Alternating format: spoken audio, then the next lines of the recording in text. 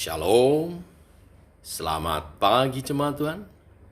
Berjumpa kembali dalam doa pagi online. Mari mengawali minggu yang baru. Saya ajak saudara mengingat kembali kebesaran Tuhan dan lebih beriman kepadanya.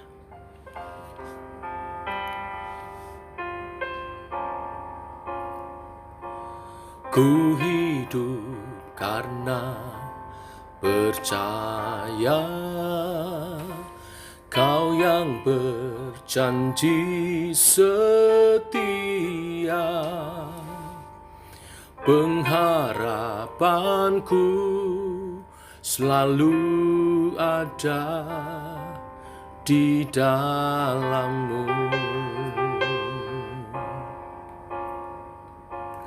Ku tidak akan menyerah meski dalam kesesakan. Seluruh hidupku dalam genggaman-Mu.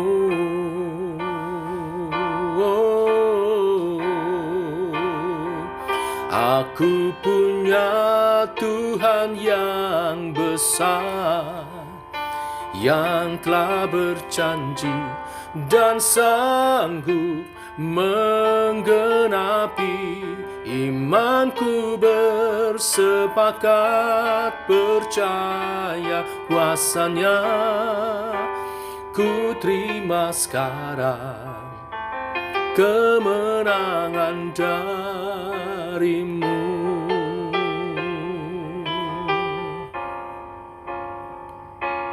Ku hidup karena percaya, Kau yang berjanji setia. Pengharapanku selalu ada dalam-Mu.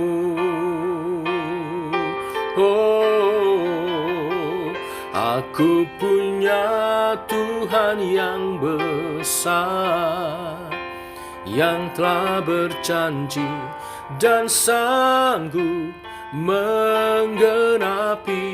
Imanku bersepakat percaya kuasa-Nya. Ku terima sekarang kemenangan dari-Mu.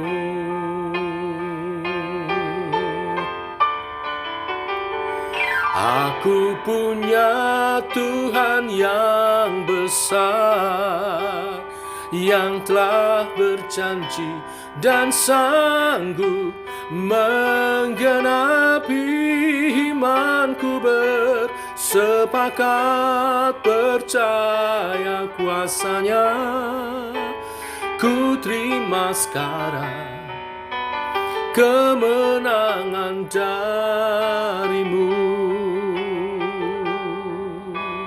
Kemenangan dari-Mu. Kemenangan dari-Mu.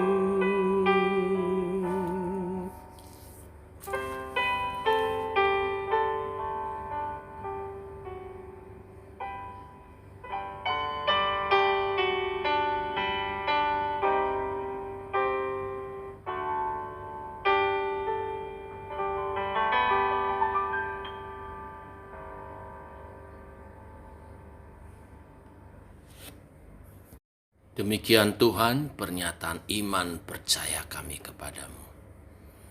Kami percaya akan janji-janji-Mu. Kami percaya akan kebesaran pribadi-Mu.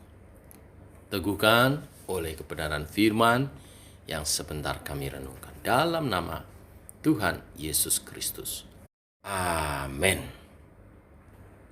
Bapak Ibu, kita lanjutkan renungan firman pada pagi hari ini. Roma pasal 4 ayat 1 sampai dengan yang ke-25. Demikian firman Tuhan. Abraham dibenarkan karena iman. Jadi, apakah akan kita katakan tentang Abraham, bapak leluhur jasmani kita? Sebab jikalau Abraham dibenarkan karena perbuatannya, maka ia peroleh dasar untuk bermegah, tetapi tidak di hadapan Allah.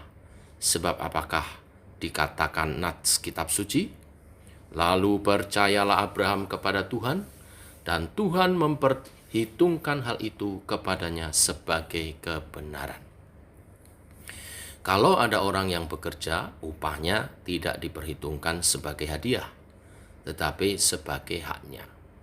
Tetapi kalau ada orang yang tidak bekerja namun percaya kepada Dia yang membenarkan orang durhaka, imannya diperhitungkan menjadi kebenaran. Seperti juga Daud menyebut berbahagia orang yang dibenarkan Allah bukan berdasarkan perbuatannya. Berbahagialah orang yang diampuni pelanggaran-pelanggarannya dan yang ditutupi dosa-dosanya. Berbahagialah manusia yang kesalahannya tidak diperhitungkan Tuhan kepadanya. Adakah ucapan bahagia ini hanya berlaku bagi orang bersunat saja? Atau juga bagi orang yang tak bersunat? Sebab telah kami katakan bahwa kepada Abraham iman diperhitungkan sebagai kebenaran. Dalam keadaan manakah hal itu diperhitungkan, sebelum atau sesudah ia disunat? Bukan sesudah disunat, tetapi sebelumnya. Dan tanda sunat itu diterimanya sebagai metrai, kebenaran berdasarkan iman yang ditunjukkannya sebelum ia disunat. Demikianlah ia dapat menjadi bapa semua orang percaya yang tak bersunat, supaya kebenaran diperhitungkan kepada mereka. Dan juga menjadi bapa orang-orang bersunat, yaitu mereka yang bukan hanya bersunat, tetapi juga mengikuti jejak iman Abraham tanpa leluhur kita pada masa ia belum disunat. Sebab bukan karena hukum Taurat telah diberikan janji kepada Abraham dan keturunannya bahwa ia akan memiliki dunia, tetapi karena kebenaran berdasarkan iman. Sebab jika mereka yang mengharapkannya dari hukum Taurat menerima bagian yang dijanjikan Allah, maka sia-sialah iman dan batalah janji itu. Karena hukum Taurat membangkitkan murka, tetapi di mana tidak ada hukum Taurat, di situ tidak ada juga pelanggaran.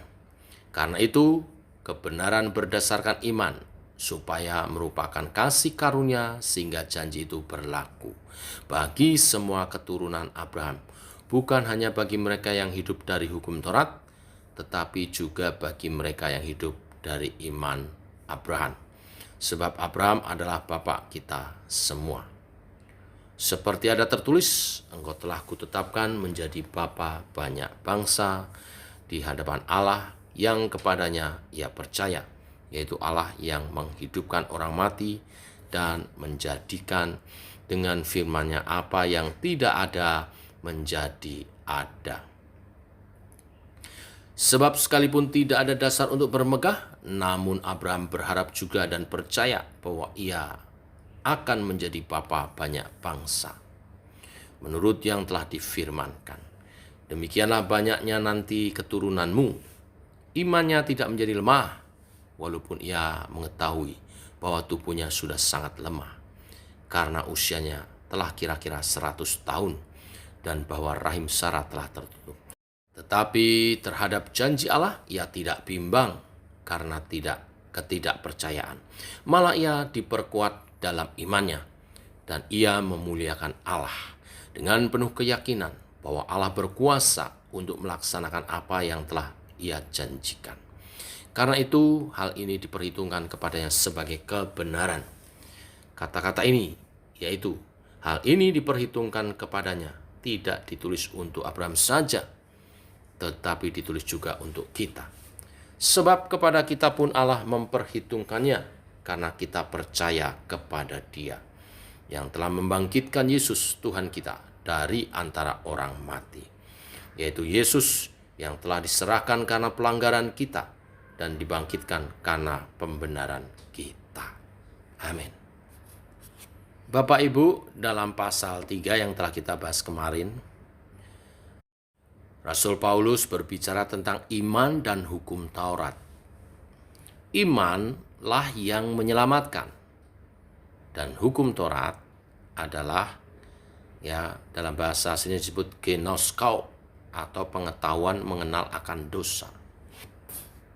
Nah, di dalam pasal 4 ini ia melanjutkan hal iman dan hukum Taurat itu lebih dalam lagi.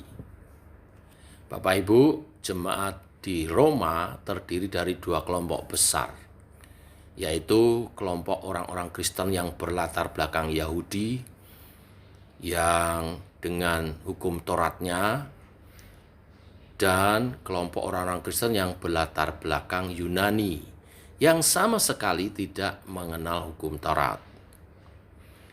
Perselisihan terjadi di antara mereka karena orang-orang Kristen Yahudi menuntut agar orang-orang Kristen non-Yahudi yang tidak bersunat itu, ya, supaya disunatkan. Mereka berpendapat sebab kalau tidak disunat, iman Kristennya patut dipertanyakan.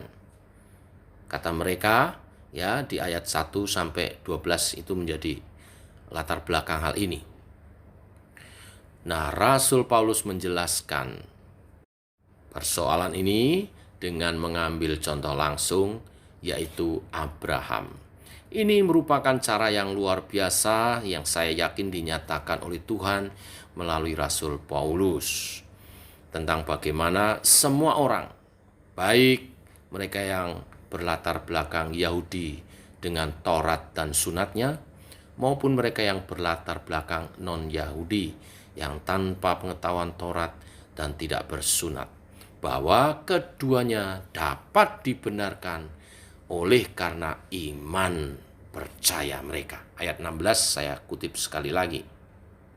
Karena itulah kebenaran berdasarkan iman supaya merupakan kasih karunia, sehingga janji itu berlaku bagi semua keturunan Abraham, bukan hanya bagi mereka yang hidup dari hukum Taurat, tetapi juga bagi mereka yang hidup dari iman Abraham. Sebab Abraham adalah bapa kita semua.